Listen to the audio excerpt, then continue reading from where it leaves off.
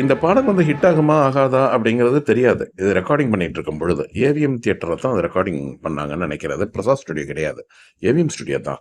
Recording பார்த்துக்கிட்டு இருந்தவங்க அத்தனை பேருமே வியந்து போனார்களாம். இது இத்தனை அருமையான பாடல், அது இப்படி வருமா என்று. அது ரா, அதாவது ஒரு சும்மா கோர் மட்டும் பார்க்கும் பொழுது இவ்வளோ இதோட மகிமைகள்லாம் தெரியல.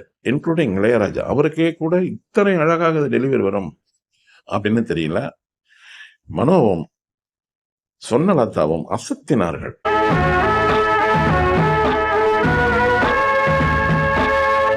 இந்த பாடலை பார்த்தீங்கன்னா, முதல்ல இந்த இந்த பாடல் இடம்பெற்ற படம் என்னன்னு பார்ப்போம். சின்னவர் அப்படிங்கிற ஒரு திரைப்படம் இது. இது வரிகள் வந்து இவர் தான் எழுதியிருப்பாரு. கங்கை அமரன் எழுதியதை, இசை வந்து இளையராஜா. மனோவும் சொன்னலதாவும் பாடின பாட்டு. அது முதல்ல ஓப்பன் பண்ணிடுவோம். ஏன்னா போன வீடியோவில் சொன்னாங்க, நீங்கள் ஓப்பன்லேயே ஃபர்ஸ்ட் சொல்லிடுங்க அதை அப்படின்னு. இது கைத்தட்டல் வாங்கியதுக்கு காரணம் என்ன அப்படின்னு கேட்டிங்கன்னா, இது ஒரு டஃப் சாங். பார்க்குறதுக்கு வெளியிலே இருந்து பார்க்கும் பொழுது இது ரொம்ப சிம்பிளாக ஒரு சாதாரண பாடல் தானே, இது என்ன இது ஒரு டஃப், இதில் என்ன இருக்குது அப்படின்னு நினைக்கலாம். தாளமோ அல்லது ராகமோ அப்படின்லாம் ஒரு வினயமெல்லாம் கிடையாது. அதில் ஒரு ரொம்ப சங்கடமான விஷயங்கள் எல்லாம் இல்லை.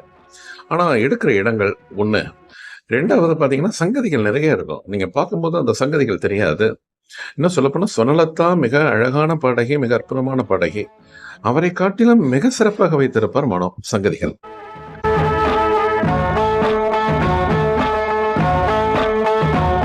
பாடல் காட்சிகளில் நடித்திருப்பது யாருன்னு கேட்டீங்கன்னா, பிரபுவும் கஸ்தூரியும். ஹீரோ ஹீரோயின் அவங்க தானே.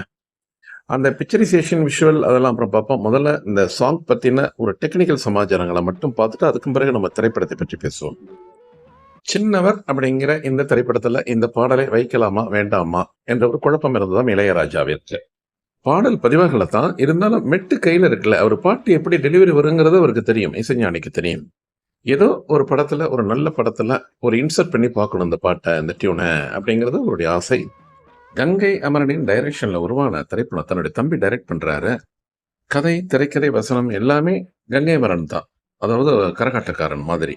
எப்பயுமே ஒரு கரிசனம் வரும் இல்லையா ஒரு உடன்பிறப்புகள் மேல, அது மாதிரி இந்த பாட்டை இதுல வச்சு பார்க்கலாம். ஒன்று டெஸ்ட் மேனராகவும் செய்யலாம். ஒன்று ரெண்டாவது அவருக்கு வந்து ரொம்ப பிடிச்சிருந்த அந்த பாட்டு நல்லா இருக்கும் அப்படிங்கிறது. அதனால சில நல்ல டியூன், நல்ல பாடல்களை ஒரு it would be stop in the talk ரூம்பாங்க, வச்சுப்பாங்க சில பேர். ஆனா இளையராஜா இந்த மாதிரி வஞ்சனை செய்ய மாட்டாராம். இருப்பினும் சில பாடல்களை அந்த மாதிரி நல்ல டியூன் அவருக்கு பிடிச்சிருந்தது, அதுல ஏதோ விஷயம் இருக்கு அப்படின்னா அதை வச்சுப்பாராம். அப்படி வச்சிருந்த பாடல் தான், டியூன் தான் அது.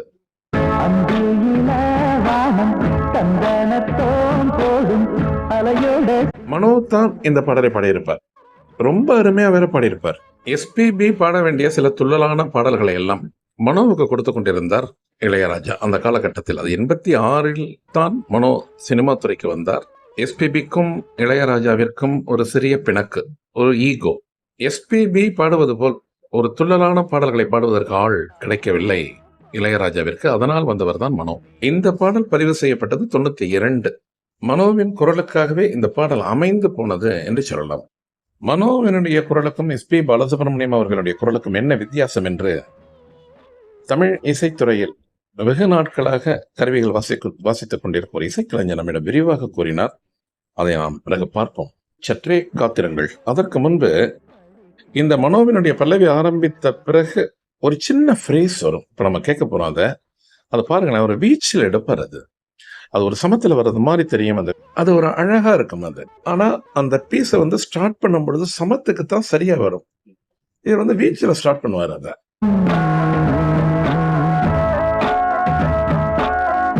நீங்கள் ஒரு இசைக்குழு நடத்துபவராக இருந்தால், இந்த பாடல் உங்கள் இசைக்குழுவில் இடம்பெற்றால் நீங்கள் எப்படி வாசிக்கிறீர்கள் என்பதை உறுதிப்படுத்திக் கொள்ளவும். என்ன சார் சமம், வீச்சு அப்படின்லாம் சொல்றீங்க, எங்களுக்கு எப்படி சார் ஒரு நார்மல் ஒரு காமன் பீப்புள் நாங்க அப்படின்னு கூட நீங்க நினைக்கலாம். உங்களுக்கு தான் அதிகமாக தெரியும். இது ஏதோ வித்தியாசம் தெரிகின்றது என்று நீங்கள் உணர்வீர்கள். அதை இப்ப என்றால் சமத்தில் போகிறது. வீச்சில் செய்யுங்கள் என்றால் என்று போகிறது. அதுதான் இது சின்ன வித்தியாசம் தான். அது ஏன் அப்படி அழகப்படுத்திருக்கிறாருன்னா அந்த இடத்துல தான் மேத்தமேட்டிக்கலி அந்த இடத்துல போய் உட்காருது. அது அதனாலதான் இளையராஜா அப்படி செஞ்சிருக்கிறார். இதுல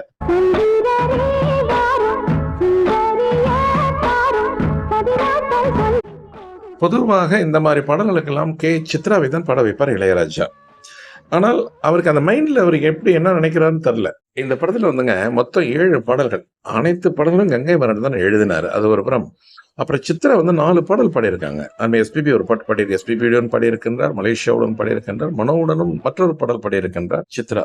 பட் இந்த சாங் என்ன சொல்லப்போனா அந்த 7 சாங்களையுமே இந்த சாங் தான் டாப்பஸ்ட் சாங்காக வந்தது. இந்த பாடலுக்கு சுரலதாவின் குரல் தான் மிக துல்லியமாக சுட்டாகும் என்பது ராஜாவின் முடிவு. மிக அற்புதமாக பாடியிருப்பார். சுரலதாவை பற்றி சொல்ல வேண்டும். இளம் வயதிலேயே அவர் மாண்டு போனார் என்ற ஒரு மறக்க முடியாத ஒரு வருத்தமான செய்தி. அது ஒரு புறம். சொர்ணலதாவை பற்றி நாம் ஏற்கனவே ஒரு வீடியோ பதிவிட்டிருக்கின்றேன் என்பதையும் உங்களுக்கு நான் அறிய தருகின்றேன். அவர் பாடிய அத்தனை பாடல்களையும் இந்த வீடியோவில் காணலாமா. இப்பொழுது சொர்ணலதா அதே பல்லவியை பாடுவார். அதன் பிறகு அவருக்கு பிறகும் அந்த ஃப்ரேஸ் வரும். அந்த ஃப்ரேஸை இப்பொழுதாவது நீங்கள் அவசியம் கவனித்து பார்க்க வேண்டும். பாடல் ரெக்கார்டிங்லாம் முடிஞ்ச பிறகு இந்த சவுண்ட் இன்ஜினியர் என்ன செய்வாரு அப்படின்னு கேட்டீங்கன்னா, வேற ஏதோ அன்னெசரி சவுண்ட்ஸ் இருக்குதா அப்படின்னு பார்ப்பாங்க. அப்படி இருந்ததுன்னா அதை ரப் பண்ணிடுவாங்க. அதை ஆனால் தனியாக எடுக்கிறதுக்கு ட்ரை பண்ணுவாங்க. அப்படி எடுக்க முடியாத ஒரு ஹம்மிங் ஒன்று இருக்கும். இதில் சொன்னதை ஒரு ஹம்மிங் கொடுத்துருவாரு. அந்த அவங்களுடைய பல்லவி முடிஞ்சோடனே ஒரு ஹம்மிங் கொடுப்பாரு. அந்த ஹம்மிங் வந்து அந்த ஃப்ரேஸோடு சேர்ந்து போகும். அது அதே ஸ்ருதிக்கு தான் அந்த ஹம்மிங் கொடுப்பாரு. அந்த ஹம்மிங்கை எடுக்க முடியல. அதை ரெக்கார்டிங் பண்ண பிறகு அதை நீங்கள் என்ன கவனித்து பார்க்கலாம். அந்த பாடலை இந்த பாடலை தனியாக கேளுங்க. நீங்கள் ஹெட்ஃபோன் போட்டு கேட்டிங்கன்னா நீங்கள் உங்களுக்கு தெரியும். அது அடுத்து நம்ம வழக்கப்பட்டு இதோடைய தாளம் ராகம் அதை பார்த்துருவோம். அது இது என்ன ராகத்தில் அமைந்த பாடலாம் நெருங்கி நியரஸ்டாக வர்றது எந்த ராகம் அப்படின்னு கேட்டிங்கன்னா பகடி தான். பகடி அப்படின்னு ஒரு ராகம் இருக்குது. உங்களுக்கு தெரியும், இளையராஜா நிறைய பாடல்களை அந்த ராகத்தில் அமைத்திருக்கின்றார். அதை பற்றின சுரவரிசைகள்லாம் சொல்கிறோம். ஆரோகணம் அவரோகணம் நான் பிறகு சொல்கின்றேன். மற்றபடி பீட்டு பார்த்தீங்கன்னா அது 4x4 தான். ஒரு ஆதி தாளத்தில் ஒரு 16 பீட் மாதிரி போகும். அது அந்த ரீதியில தான் அந்த பாடல் போகும். அதனால ஒரு தாளம் எல்லாம் ஒரு பெரிய வில்லங்கம் எல்லாம் இல்லை. அந்த நான் சொன்ன பார்த்தீங்களா, அந்த இடம், அந்த ஃப்ரேஸ், அந்த போகிறது வந்து சமம் இல்லாமல் வீச்சில் எடுக்கிற இடம். அது கவுண்டிங் கூட ஏதோ கொஞ்சம் கூடுதலாக இருக்கிற மாதிரி தெரியும். ஒரு பார் கூட இருக்கப்பா அது என்னப்பா அது அப்படிங்கிற மாதிரி இருக்கும். சாங் டியூன் பண்ணும் பொழுது ஒரு டோட்டல் கவுண்ட் உண்டு. அந்த டோட்டல் கவுண்ட் ரீச் ஆகிற வரைக்கும் ஏதாவது கேப் இந்த மாதிரிலாம் தென்பட்டால் அதை வந்து ஒரு ஃபில்லர் போட்டு, ஃபில்லர் FILLER அதை நிரப்புவாங்க. அந்த மாதிரி கூட அது இருக்கலாம். இளையராஜா எது செஞ்சாலுமே அது நல்லா இருக்கும் அப்படிங்கிற ஒரு நம்பிக்கை. அதுதான் அவர் அடைந்த மிகப்பெரிய வெற்றி. ஆனால் நீங்கள் சாதாரணமாக பார்த்தீங்கன்னா ஒரு கவுண்டிங்கில் வந்து அது பார் கூட மாதிரி தெரியும். அந்த ஃப்ரேஸ் வைக்கிறோம் பார்த்தீங்களா, அதை சொன்னேன் இல்லையா, அந்த ஃப்ரேஸ் தான் அது கொஞ்சம் கூடுதலாக இருக்கிற மாதிரி தெரியும். மியூசிக்கை பற்றி தெரிஞ்சவங்க, அதிலும் வெறும் கர்நாடிக் மட்டும் அதில் ப்ராக்டிஸ் பண்ணுறவங்களுக்கு கூட இது தெரிவதற்கு கொஞ்சம் வாய்ப்பு கம்மி. கிளாசிக்கல் செமி கிளாசிக்கல் அந்த மாதிரி ஆர்கெஸ்ட்ரா நடத்துறவங்க அவங்கெல்லாம் இதை ஆணையமாக கூர்ந்து கவனித்திருப்பார்கள்.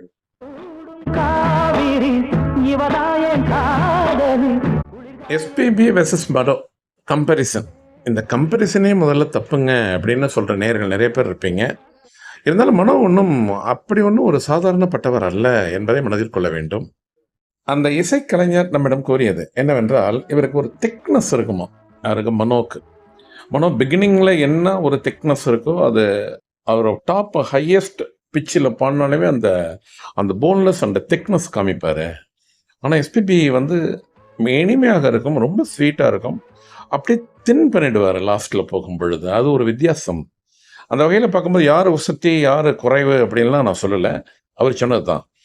ஆனால் இதுதான் ஒரு வித்தியாசம். ஆனால் மனோட்ட வந்து சங்கதிகள் செய்யும் பொழுது ஒரு சின்ன ஒரு குறை கூட இருப்போம் நம்ம பார்க்க முடியாத.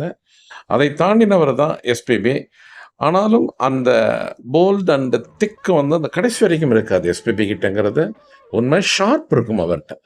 அந்த ஷார்ப்னஸ் வந்து மனோட்ட மிஸ்ஸிங்காக இருக்கும். அதுதான் வித்தியாசம் ஒழிய என்னை பொறுத்த வரைக்கும் 2 பேருமே ஒரு ஈக்குவல் சிங்கர்ஸ் அப்படின்னாரு அவர். அவர் இவ்வளோத்துக்கும் ஒரு 35-40 வருடங்கள் அல்ல, 45 வருடங்களாக இசைத்துறையில் பணியாற்றி வருபவர் அவர். இளையராஜாவுடைய ஒவ்வொரு பாடம் ஒவ்வொரு விதமாக இருக்கிறதுக்கு காரணம் என்னன்னு கேட்டிங்கன்னா, ஒரே பாடல் மாதிரி இருக்காது மற்றொரு பாடல்.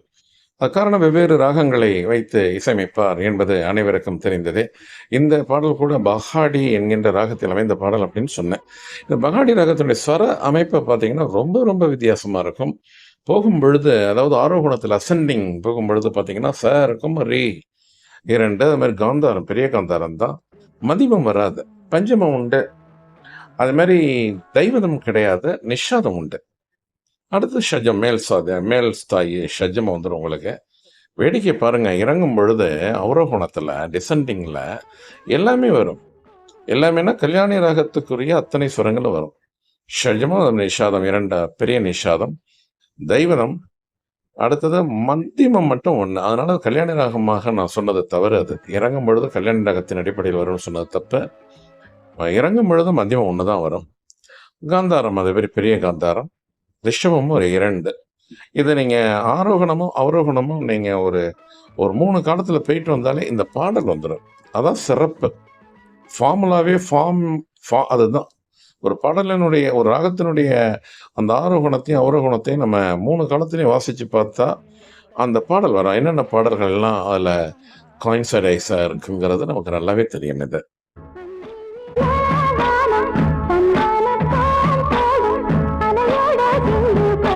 ஒரு மிக பிரபலமான ஒரு இசைக்குழுவில் பாடிக்கொண்டிருக்கும் ஒரு நண்பர், எனது நண்பரும் கூட அவர் சொன்னது, இன்றும் கூட சொன்னலதாவினுடைய குரலை கேட்டால் நான் அழுது விடுவேன். நான் மேடையில் பாடிக்கொண்டிருக்கும் பொழுது சொன்னலதா பாடிய பாடலை பெண் பாடகி பாடிக்கொண்டிருக்கும் பொழுது அவர் சற்று பதற்றத்துணை என்னுடன் பாடுவார். ஏன்னு கேட்டிங்கன்னா, அந்த குரல் அவங்க பாடும் பொழுது எனக்கு அழுகை வந்துடும். அது சொன்னலதாவினுடைய ஞாபகம். அந்த அளவுக்கு ஒரு தாக்கத்தை ஏற்படுத்தி வைத்திருந்தார் சொன்னலதா. அதில் எந்த விதமான மாற்று கருத்தும் கிடையாது. காரணம் அவருடைய இந்த வசீகரமான குரல். இத்தனைக்கும் அவருக்கு அதாவது சுரலதாவுக்கு ஒரு ரசிகர் மன்றமோ தன்னுடைய பாடலை அனைவரும் ரசிக்க வேண்டும் என்பதற்காக எந்த விதமான ஒரு டீம் அப்படிலாம் கிடையாது. தானாகவே வந்த கூட்டம் என்பது போல அவர் பாடிய பாடல்களினுடைய அவருடைய குரல் அனைவரையும் வசீகரித்து வைத்திருந்தது. நம்ம சுரலதா பற்றி கொஞ்சம் அதிகமாக பேசுகிறோம் அப்படின்னு நினைக்க வேணாம் நீங்கள். அப்படி ஒரு பாடகியை நமது தமிழ் இசைத்துறை உலகம் இழந்தது என்பது நிதர்சனமான உண்மை. இப்பொழுது நான் உங்களிடம் அவரை பற்றி பேசிக் கொண்டிருக்கும் இந்த சம்பாஷணைகளை அவருடைய ஆத்மா கேட்டுக்கொண்டிருக்கும் என்றே நான் நம்புகிறேன்.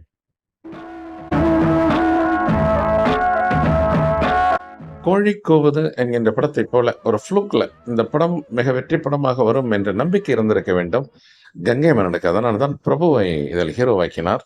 அதுபோல கஸ்தூரியும் அப்படித்தான். ஒரு இக்கனாமிக் ஆக்ட்ரஸ். அவங்க டைரக்டர் சொல்வதை கேட்டு திறம்பட நடிக்கக்கூடிய ஒரு நடிகை. ஆனால் அவர் சினிமா துறையில் அதிகமாக நீடிக்க முடியாமல் போனதற்கு அவருக்கு அந்த அளவுக்கு விருப்பம் இல்லையா. சினிமாவில் நடிப்பதற்கு நிறைய விருப்பம் இல்லாதனால்தான் அவர் நிறைய ஒரு ஷைன் பண்ணாமல் போனதுக்கு காரணம் அப்படிங்கிறாங்க சினிமா வட்டாரத்தில். வாகை சந்திரசேகர் பிரபுக்கு ஒரு ஃப்ரெண்டாக நடிச்சிருப்பார். இதில் ரொம்ப மிக நேர்த்தியான நடிப்பு சந்திரசேகரனுடைய நடிப்பு அந்த திரைப்படத்தில். ராதாரவிக்கு மிகப்பெரிய ரோல், ஒரு அந்தஸ்தான ரோல் அந்த திரைப்படத்தில். ஏனோ தெரியவில்லை, அவர் மிகப்பெரிய அளவில் பழிச்சிடவில்லை. அதுபோலதான் நகைச்சுவையும்.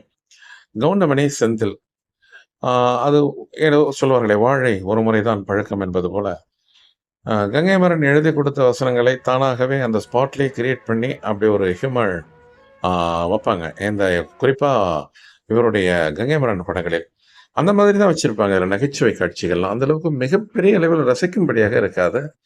இதில் அவர்கள் எழுதின அந்த ஸ்கிரிப்ட் ஒரு ஸ்பான்டனியஸாக அவங்க பண்ண ஸ்கிரிப்ட்னால தான் அவர் பெருசாக வரல. அவர் ஏற்கனவே தயார் பண்ணி வச்சுருந்து அது ப்ரீப்ளான்டாக சொல்லி அது என்ன சுச்சுவேஷன் அப்படிங்கிறத கவுண்டமணிகிட்டையும் செந்தில்கிட்டையும் சொல்லியிருந்தா அது இன்னும் நன்றாக வந்திருக்கும் என்றெல்லாம் விமர்சனங்கள் அப்பொழுது வந்தன.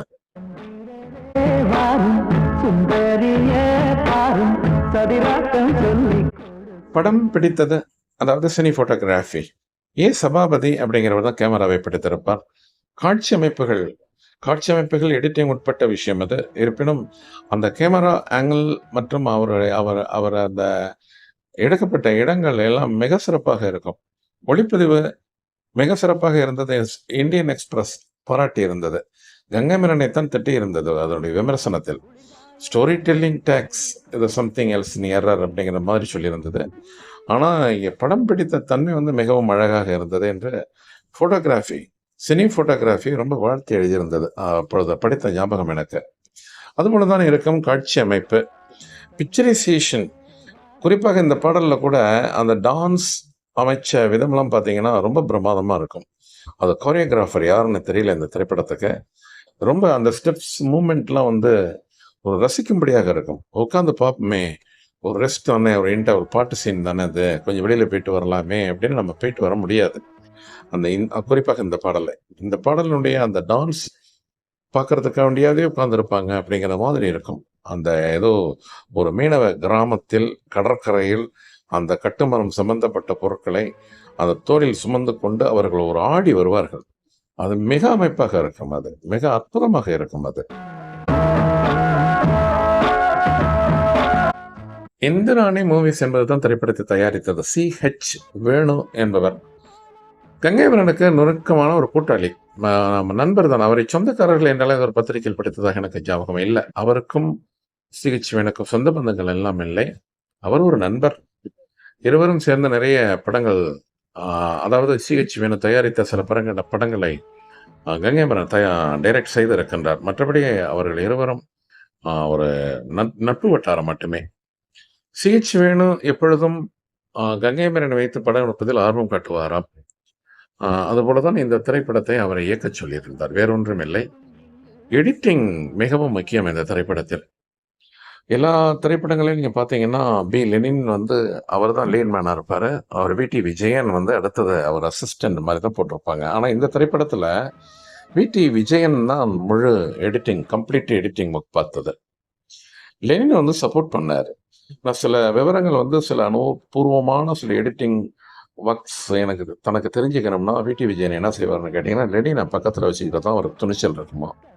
அதனால தான் இது ஸ்கோர் கார்டில் கூட என்ன வரும், கிரெடிட் கார்டில் என்ன வரும்னு கேட்டிங்கன்னா 2 பேரும் வரும். அதில் வி.டி. விஜயன் முதலிலும் அதன் பிறகு லெனின் அப்படின்னு வரும். அதில்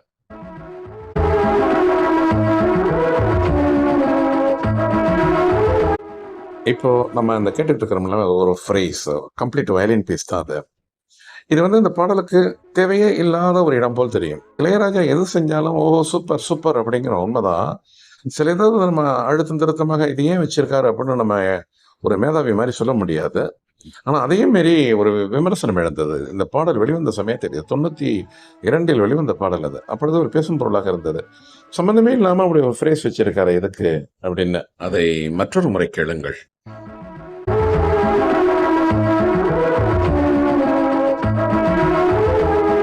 இந்த இடம் தான் அது. இதை நான் கேட்ட வகையில் எனக்கு கிடைத்த தகவல் என்னன்னு கேட்டிங்கன்னா, இது ஒரு ஃபில்லர். ஏன்னா அந்த இன்டர்வியூடுக்கு ஒரு கவுண்டிங் இருக்கும். அந்த கவுண்டிங்க்கு அதை அந்த ஒரு 32 அல்லது 38 அப்படின்னு ஒரு கவுண்டிங் வச்சிருப்பாங்க. பல்லவி முடிஞ்சு முதல் சரணம் ஆரம்பிக்கிறதுக்கு முன்னாடி என்ன செஞ்சிருக்காங்களோ அதே மாதிரி 2வது சரணத்துக்கும் அதே கவுண்டிங்ல இருக்கணும். அதுக்காக ஒரு ஃபில்லர் மாதிரி சேர்ப்பாங்க. அப்படித்தான் சேர்த்து இருந்திருக்கணும். இது எதுக்கு நம்ம பேசுறோம் அப்படின்னு கேட்டிங்கன்னா, சப்ளியூட் ஒன்று இருக்கும். இந்த சப்ளியூடே போதும் மாதிரி இருக்கும். அது இன்னும் அழகாக இருக்கும். இந்த சப்ளியூட பாருங்களேன், மிக பிரமாதமாக வசிச்சிருப்பாரு இளையராஜா. இந்த சப் இன்டர்லியூட ரிப்பீட் கொடுத்திருப்பாரு. இந்த ரிப்பீட் அதுக்கு பிறகுதான் அடுத்த சரணம் ஆரம்பிக்கும்.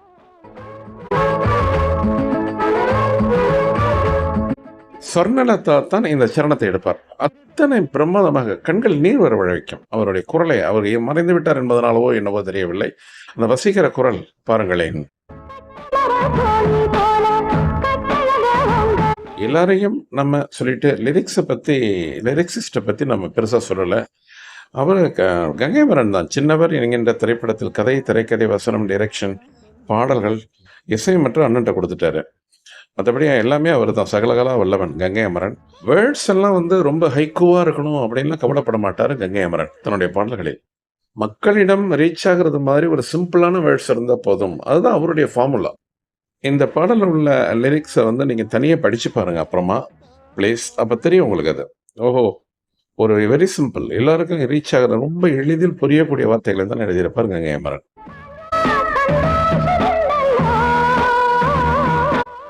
இதில் பார்த்தீங்களா ஒரு சங்கதி வச்சாங்க இல்லையா, சொர்ணலதா.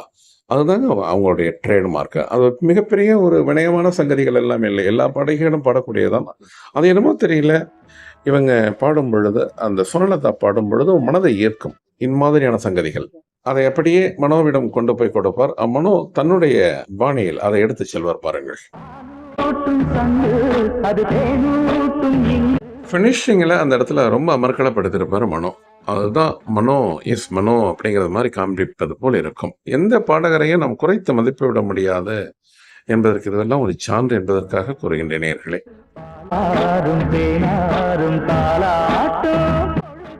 ரொம்ப நல்லா செஞ்சிருப்பார். மிக அழகாக இருக்கும் மனோவினுடைய குரல் இந்த இடங்களில் எல்லாம். நீங்கள் கேட்கும் பொழுது தெரியும் அது. சில இடங்களில் ரிப்பீட் ஆகும். அது ரிப்பீட் ஆகும் பொழுது கங்கை அமரன் வந்து வேற வேர்ட்ஸ் தான் போட்டிருப்பாரு. அதே வேர்ட்ஸை கூட ரிப்பீட்டன்ஸ் கொடுக்க மாட்டார் அவரு. அப்படியே அதை எடுத்துட்டு போயிட்டு அப்படியே சுவர்ணலதாவிடம் கொடுப்பார். சுவர்ணலதா என்ன செய்வாங்க அது அப்படின்னு கேட்டீங்கன்னா, மிக அழகாக மடித்து பிருகாக்கள் நிறைய வைத்து சங்கதிகள் வைத்து அந்த பாட்டை இந்த இந்த சரணத்தை வந்து ஃபினிஷ் பண்ணுவாரு. இதை நான் முழுமையாக தர முடியாது. அந்த ஃபர்ஸ்ட் ஃபேஸ் பார்த்துட்டு அதுக்கப்புறம் பாருங்களேன், அதை ஃபினிஷ் பண்ற இடத்த பாருங்க. சுவர்ணலதாவினுடைய ஃபினிஷ் பண்ற இடம் அவ்வளவு அழகாக இருக்கும். இன்னும் முடியல சரணம். அது சரணத்தினுடைய கடைசி ஸ்டான்ஸா.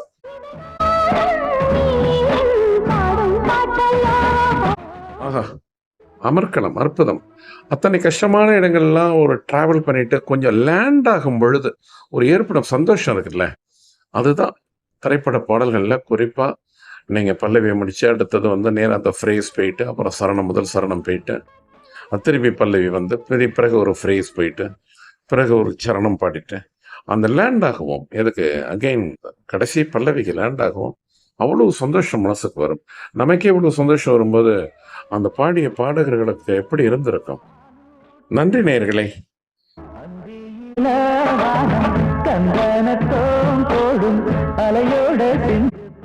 மீண்டும் ஒரு முறை நான் உங்களை எல்லாம் மற்ற நிகழ்ச்சியில் சந்திக்கும் வரை உங்கள் அனைவருக்கும் அன்பு வணக்கம் கூறி விடைபெற்றுக் கொள்வது உங்கள் மகேந்திரன் குளோபல் டிவியில் இருந்து. நன்றி, வணக்கம்.